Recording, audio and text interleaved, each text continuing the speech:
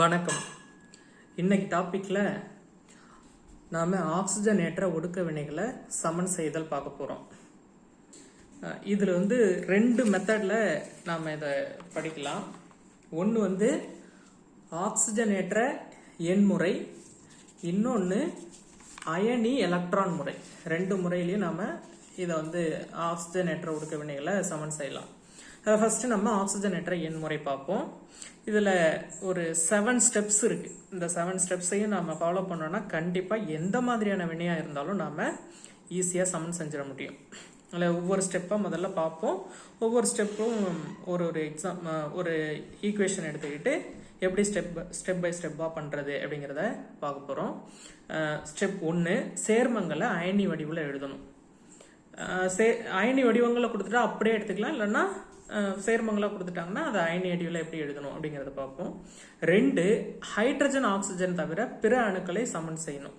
3, ஆக்சிஜனேற்ற எண்கள் மாறுபடும் அணுக்களின் ஆக்சிஜனேற்ற நிலைகளை கணக்கிடணும். 4, கூடும் குறையும் ஆக்சிஜனேற்ற நிலைகளால் குறுக்கு பெருக்கல் செய்யணும். 5, அந்த மின்சுமை கணக்கிட்டோம்ல, குறுக்கு பெருக்கம் செஞ்சதுக்கு அப்புறம் மின்சுமைய கணக்கிடணும். மின்சுமை கணக்கிட்டதுக்கு அப்புறம் 6வது ஸ்டெப் என்னன்னா மின்சுமைய சமன் செய்யணும்.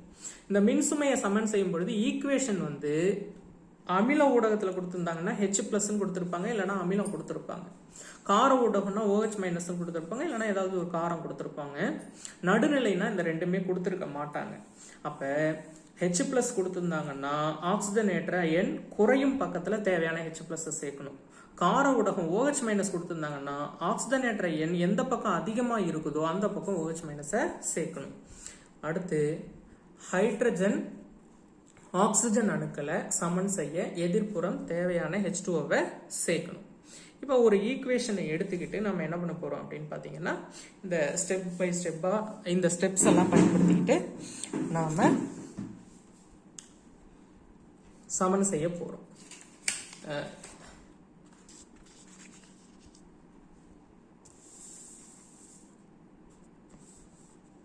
இது ஒரு ஈக்குவேஷன். இது நமக்கு சில ஈக்குவேஷன்ஸ் இப்போ இந்த ஈக்குவேஷன் கொடுத்துருக்காங்க. இது சேர்மமா இருக்கு எல்லாமே, பொட்டாசியம் பர்மாங்கனேட்டு, ஃபெரஸ் சல்ஃபேட்டு, H2SO4 அப்படின்னு சொல்லிட்டு இதை நம்ம H2SO4 கொடுத்துருக்காங்க. அதனால இது அமில ஊடகத்துல நடக்குது அப்படின்னு சொல்லிட்டு நாம இதை எடுத்துக்கலாம். இது கார ஊடகத்திலயோ அமில ஊடகத்திலயோ நடந்துச்சுன்னா நாம இதை அயனி வடிவத்தில் எழுதணும்னா அந்த ஈக்குவேஷனை சமன் செய்யறது ஈஸி. இதுவே நடுநிலையில அமிலமும் கொடுக்கல காரமும் கொடுக்கலன்னா அப்படியே சமன் செய்யலாம். அதை நம்ம பின்னாடி பார்ப்போம். இப்போ இது அமில ஊடகம் அப்படிங்கறதால இது அயனி வடிவத்தில் எழுதணும். இதை எப்படி அயனி வடிவத்தில் எழுதணும்னா இந்த பக்கமும் இந்த பக்கமும் எது பொதுவா இருக்கு, அதாவது ஆக்சிஜனேற்ற எண் மாறாம இருக்கு அப்படின்னு சொல்லி பார்த்தோம்னா இங்க பாருங்க, இங்க பொட்டாசியம் மாறாம இருக்கு, இங்கேயும் பொட்டாசியம் மாறாம இருக்கு. இங்க சல்பேட் சல்பேட்டாவே இருக்கு, இங்கேயும் சல்பேட்டாவே இருக்கு. அதே மாதிரி இங்கேயும் சல்பேட் இருக்கு, இங்கேயும் சல்பேட் இருக்கு. எல்லா சல்பேட்டையும் நம்ம நீக்கிக்கலாம். அதே மாதிரி அமில ஊடகம் அப்படிங்கறதால இந்த இதுலயும் சல்பேட் இருக்கு, அதை விட்டுருங்க. அமில ஊடகங்கிறதால ஃபர்ஸ்ட் ஸ்டெப்ல நம்ம அமிலத்தையோ அல்லது H2O நாம சேர்க்க தேவையில்லை. அந்த அடிக்கோடிட்டு இருக்கும்ல, இதெல்லாம் ரெண்டு பக்கமும் பொதுவா இருக்கு. அப்ப அதை விட்டுட்டு பாக்கி இருக்கிறத மட்டும் அப்படியே அமில வடிவத்துல எழுதுறோம். இப்ப இந்த கேவை விட்டுட்டோம்னா கேவோட ஆக்சிஜனேற்ற எண் +1. இது +1ன்னா MnO4 என்னவா இருக்கும்னா -1 தான் இருக்கும். அதனால இதை எடுத்து MnO4- அப்படின்னு எழுதிக்கிறோம். இங்க நமக்கு தெரியும் சல்பேட்டுக்கு எப்பவுமே 2- தான். சல்பேட்டுக்கு 2- அயனுக்கு 2+ தான் இருக்கும். அதனால Fe2+ அப்படின்னு இதையும் அயனி வடிவத்தில் எழுதிக்கிறோம். முன்னமே சொன்ன மாதிரி H2SO4 அமிலத்தை விட்டுறோம் ஃபர்ஸ்ட் ஸ்டெப்ல, பின்னாடி நம்ம யூஸ் பண்ணிக்கிறோம். அடுத்து K2SO4 ரெண்டுமே பொதுவா இருக்கிறதால அதை விட்டுறோம். இங்க MnSO4 இருக்கு. இந்த MnSO4ல SO4 இது 2- இது கண்டிப்பா 2+ தான் இருக்கும். ஸோ Mn2+ அப்படின்னு எழுதிக்கிறோம். பிளஸ் இப்ப Fe2SO3 3 சல்பேட் இருக்கு. ஒரு சல்பேட்டுக்கு -2னா 3 சல்பேட்டுக்கு -6. இது -6னா 2 அயனுக்கும் +6 இருக்கும். ஒரு அயனுக்கு என்னவா இருக்கும் அப்படின்னு பாத்தீங்கன்னா ஒரு அயனுக்கு Fe 3+ இருக்கும்.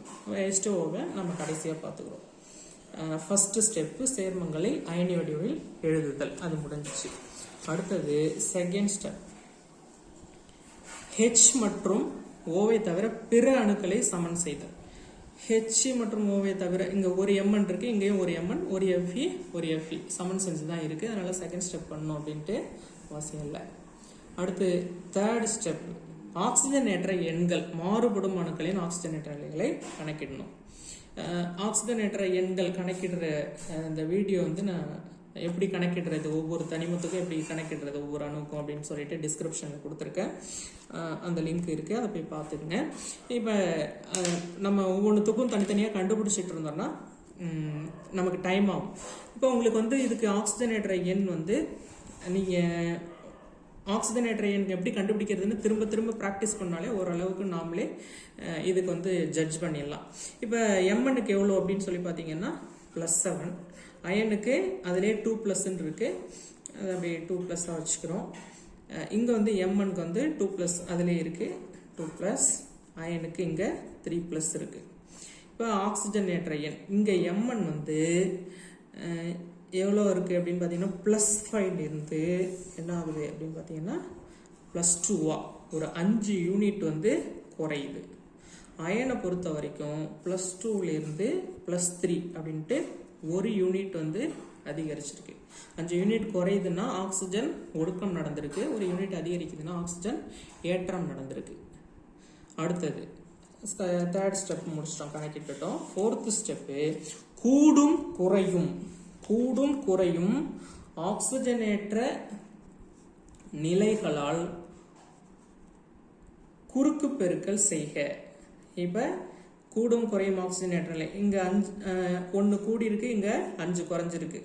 இந்த 5ஆல நாம என்ன பண்றோம், இது எம்என்னுக்குரியது, இதால நம்ம என்ன பண்றோம் அப்படின்னு பாத்தீங்கன்னா Fe-க்குரிய டேர்ம் பெருக்கிறோம். இந்த 1 Fe-க்குரியது, இதால குறுக்க Mn-க்குரிய டேர்ம்ஸ் எல்லாம் பெருக்கிறோம். இப்போ Mn-க்குரிய டேர்ம்ஸ் எல்லாம் பெருக்கி எழுதும் பொழுது Mn 1ஆல பெருக்கிறோம், Mn O4 - 1ஆல பெருக்கணும்னா அதே தான் வரும். Fe2+ 5ஆல பெருக்கிற மாதிரி வந்திருக்கு, அதனால Fe2+ 5ஆல பெருக்கிறோம். அடுத்து இந்த பக்கம் Mn அகைன் 1ஆல பெருக்கணும், Fe3+ 5ஆல பெருக்கிறோம், 5 அப்படின்னு சொல்லிட்டு போட்டுக்கிட்டு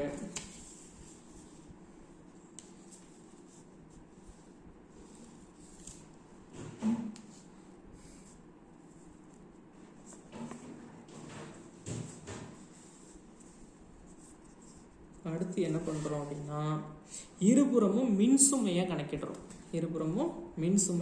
கணக்கிடுறோம்.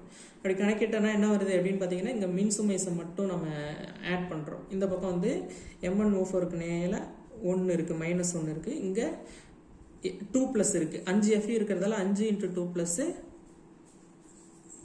10+ வந்துடும். சரி, ரெண்டையும் ஆட் பண்ணோன்னா எவ்வளோ வரும் அப்படின்னு பார்த்தீங்கன்னா 9 + 4. இந்த பக்கம் பார்த்தோம்னா Mn-க்கு 2+ இருக்கு, இந்த பக்கம் அயனுக்கு 3+ இருக்கு. 5 × 3+ 15+ ஆகிடும், = 17+. இப்போ மின்சுமை எந்த பக்கம் அதிகமாக இருக்குன்னா இந்த பக்கம் அதிகமாக இருக்குது, இந்த பக்கம் குறைவாக இருக்குது. அடுத்த ஸ்டெப் என்ன,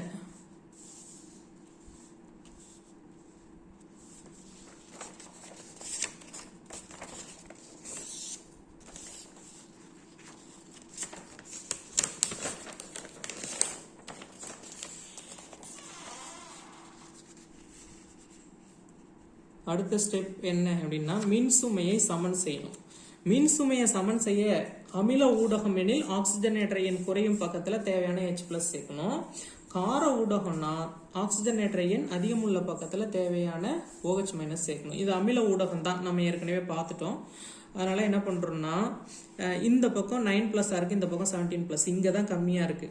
இந்த பக்கம் எத்தனை H+ சேர்த்தா, அதாவது எத்தனை பிளஸ் சேர்த்தா இந்த பக்கம் 17 ஆகும், இந்த பக்கம் எத்தனை H+ சேர்த்தனா 17+ ஆகும் அப்படின்னு சொல்லி பார்த்தீங்கன்னா ஒரு 8+ சேர்த்தனா 17+ ஆகும்.